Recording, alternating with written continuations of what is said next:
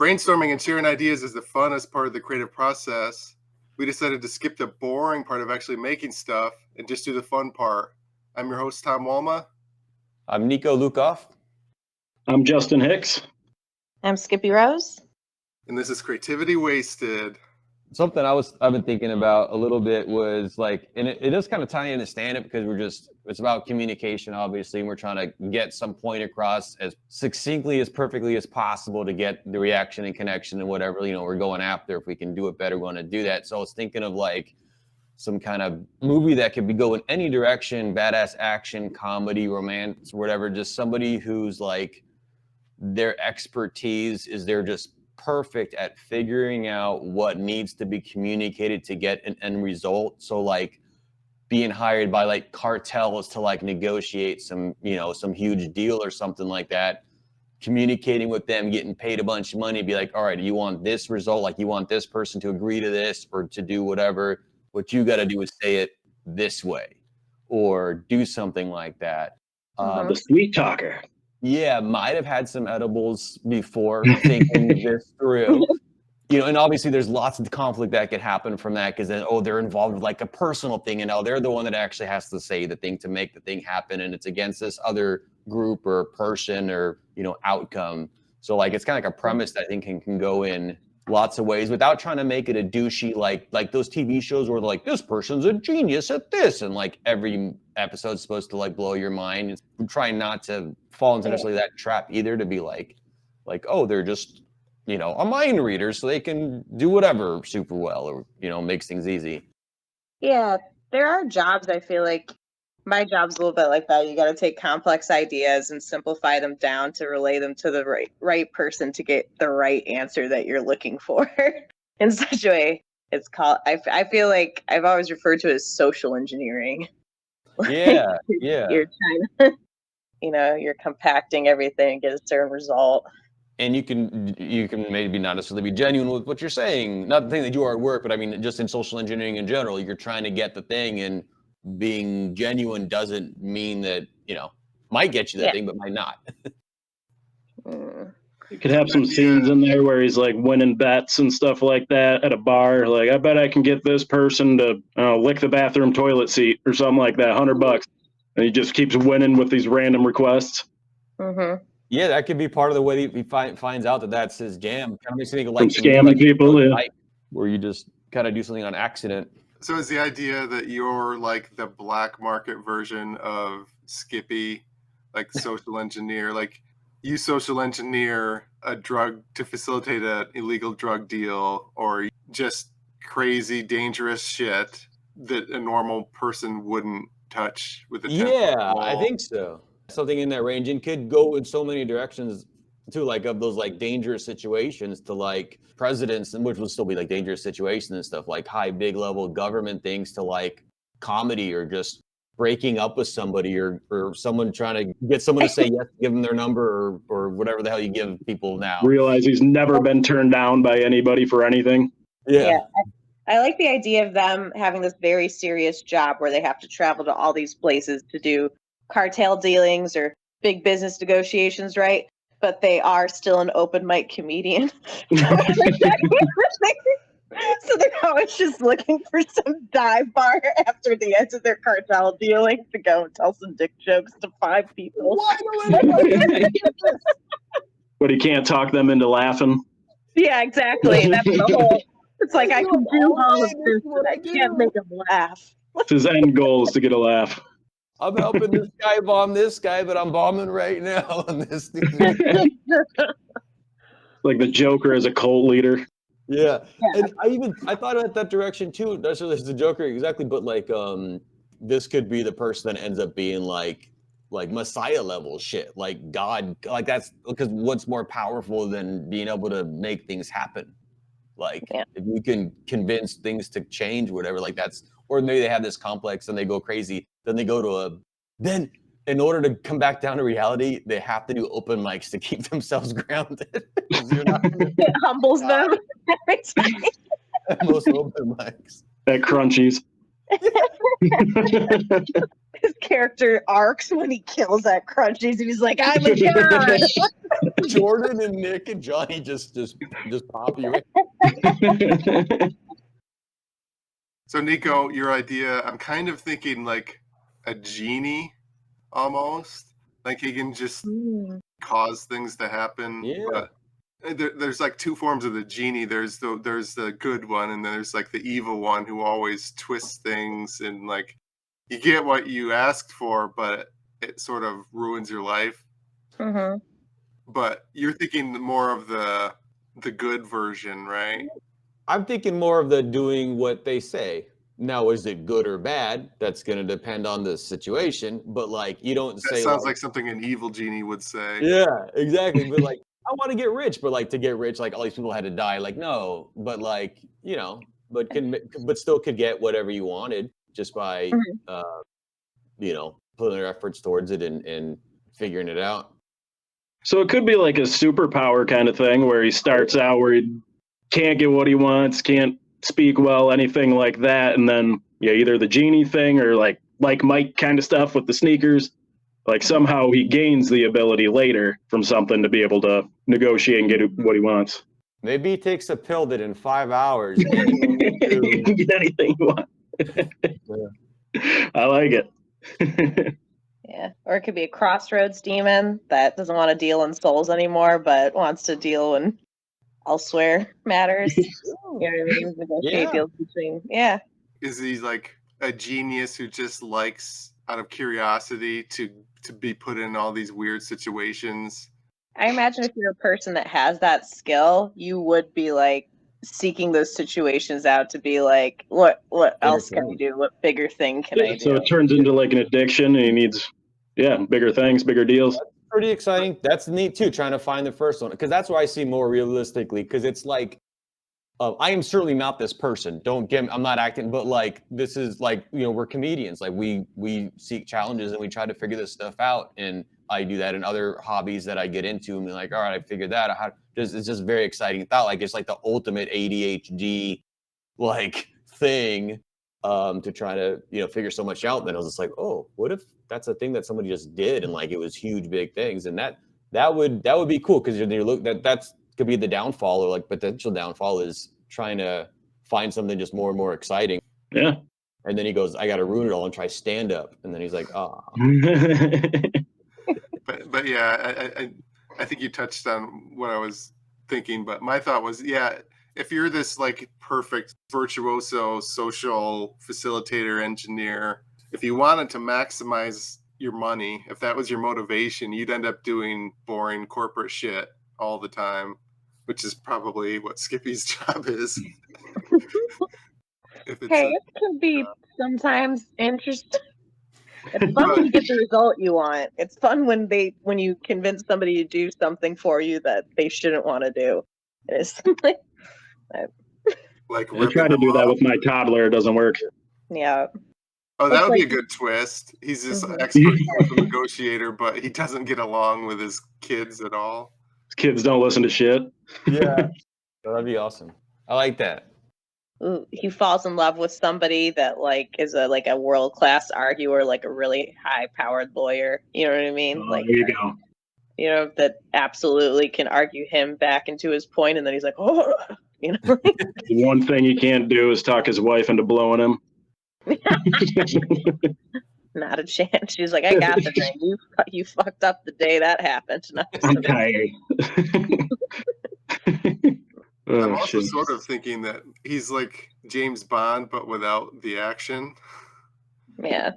He's just sort of suave. He walks up to the Baccarat table and throws some one-line comments that dazzle people, but there's no shootout. It's like cool. Everybody walks away. It's like, well, that was cool, I guess. What just happened? Like James Bond, if we lived in like a society where they censor out violence, and that's all that you're allowed to do on television. A world where everybody actually uses their words. You mean like Doctor Who, basically? Like there's violence without violence. Doctor Who's actually part of what I thought about for a second when I was like, am I ripping anything off there? Because there's a moment You might know there's a lot of stuff that's in a lot of places that no one owns. Yeah. Lots of ideas. Yeah, with your idea, like the only thing I can really think too derivative-ish would be like the negotiator type shows, like the cop shows and stuff like that. That was my initial thought with it, Yeah. but it seems like pretty far away from just that. That's what I'd want, and I'd also like, the criminals are going to pay the person too, to convince the cops to let them do whatever or get out of whatever, case, probably like a lot of lawyers and stuff. But yeah, a lot of those shows are like, this person's the mastermind of this, and watch them dazzle you, which is exciting for like a pilot, maybe half an episode to me. But then it's like, okay, they're just a genius. What else do you do? And yeah, they're also an alcoholic, or whatever. Like, all right, I want something more interesting than that. There was a show, I think in the late 90s, called The Pretender. It was kind of like this. Do you remember that? Yeah. And I had the same kind of feeling towards that. I thought it was kind of cool, but also was just like, okay, you're good at everything. No thanks. So he could become a doctor. He's this Pretender was like this uber genius where he could actually do surgeries on people and actually like just anything, like uber genius, like a nuclear engineer to prevent a nuclear accident. So yours is a little more constrained than he can do everything. He can say that he can do everything. He just can't do it. Which I think is more. He can more trick realistic. people into thinking he can do everything, and then when he tries to do the surgery, the person just dies. He found it out. He's like, hey, what if I could actually do stuff too? And he walked in like a Catch Me If You Can, and he pretends to be the doctor, but like actually going through surgery and just going, oh, that's nope. Let's pretend this didn't happen. But then he can make everybody believe it wasn't his fault. Well, no, then he would give this nurse that absolutely has seen this surgery done a million times. He gives her the best pep talk in the world, and then she fucking does it like boom. And you can do this. You've seen this a million times. You absolutely can. Like, have you been paying attention? Do we have a name? I'm seeing it more as a TV show than a movie. Are you thinking? I think a series sounds right. Yeah. Like our kind of series, like HBO kind of something. Doesn't have to be everyone a bunch of incest and murder, but not like the normal basic cable kind of shows, I think. Yeah, that would be cool. I imagine it could have the same kind of beats as the Lie. Did you guys ever see Lie to Me? I have. I've seen at least a handful of episodes. Yeah, it was a guy basically that's like, he wrote the book on human lie detection. So it'd be like, but obviously it'd be a different skill set with like, he's like a master relayer of information, negotiator, super charming, whatever you want to call it, and like each episode he kind of does like a little bit, they go inside, of how he's like thinking, but he also has all these outside conflicts. And so in our case it would be, his kids not listening to him and open mic comedy befuddling him. All the little personal stuff. Yeah, you can't do it. Well, anybody watch The Wire on here? Mm-mm. I watched one episode. I hated it. Oh, I always take have you watched The Wire? Have you watched it all? My friends for hating that show. I haven't watched it all, but I do think, and I've heard this from multiple people, it's one of those shows where you do have to get through like the first like 5 episodes or so. Well, what I was gonna say doesn't matter now. How amazing it is, and when the way that they have several seasons, some that feel very detached, that come together very powerfully, an opportunity for that almost genre shifting, and people don't like that in the show, shifting the genre from a thing to another thing, but like where it's realistic for things to happen like that. I don't know. There could be a big range of types of things that can happen. To make it kind of seem like different worlds like that. Here's an idea. I've brought up similar things on the podcast, but I like the idea of shows crossing. Like maybe this guy goes up against the Lie to Me guy and Pretender guy. Use AI to bring back all these shows with these experts, and this guy has to like face off against them. That'd be like an Avengers thing. That'd be cool. They could go and like help somebody resolve something in another series. That would have been better if they had a better concierge kind of, which is kind of how I see that kind of role. Oh, like Ross and Rachel don't break up or whatever, like because of this guy or whatever happens in series. I think they ended up getting back together, but Tony Soprano sees the guy in the members only jacket. I don't know. That could have been how he developed his skill. Maybe he literally grew up in the mob, and so in order to even survive, he had to be somewhat of a sweet talker. Then something happens, and his mob sect dissolves, and he's like, "Well, I still got all these sweet talker skills." So yeah, and all this stuff that it could lead up to one thing. All the stuff he's talking people into end up causing huge problems later on. They'll kind of come together. Yeah. And if it was like mafia stuff too, they'd also end up with a lot of probably connections to, hey, so-and-so group needs help over here. I like this. Yeah, I'm excited. One last thought I had on it is maybe the reason he sucks at comedy is that he's such a good persuader that everything is taken literally. That's good. I'm like, no, that was a joke, dude. That didn't really happen. Oh my god, really? Oh, that's awful. Yeah, it's like everybody thinks he's charming, but nobody's laughing. They're all just smiling and looking. They're like, interesting. Don't see the punchline. But... Humor is the only thing he can't crack because it's based on lying and misdirecting and exaggerating things. And he just can't do that because everybody takes everything so literal that he says. He can't stretch it or mislead it or anything. Yeah. Like he wants to learn how to turn it off. So he's going to like Steve Martin masterclass online. He's like going to whatever thing he can. No, guys, it's okay to laugh. Well, then it's like Barry, because then he going to the acting classes, but not exactly. That was a badass show. So if anyone steals this idea, I'm going to get someone who can manipulate you to not do that. And then he figures out that his real place isn't stand-up, it's an improv group. He would be an amazing improver. He becomes a ventriloquist, so the dummy's saying the stuff. They listen to the dummy, but not him. The dummy can make the jokes. Yeah, that's a good idea, yeah. It's loopholes. Here we go. Yeah. Anything more with that idea? Did we have a title for it? I would like to wrap it up. I know up that bothers you a little. I feel like it does. Well, I needed to title like the video and the thing. Like I'm just trying to save effort by making you come up with Saving private effort. I don't know. That's not very good. The sweet talker. Yeah, the sweet talker. Ooh, silver tongue. What was that? Silver tongue. Oh, there you go. Or black market something because he does like anything. That's true. Black market silver tongue. Black market. Nah. Fuck the black market thing. Silver tongue. All right, silver tongue. Any shows you guys want to plug or podcasts or anything you want to mention? I have Mitchell's Pub out in Weberville.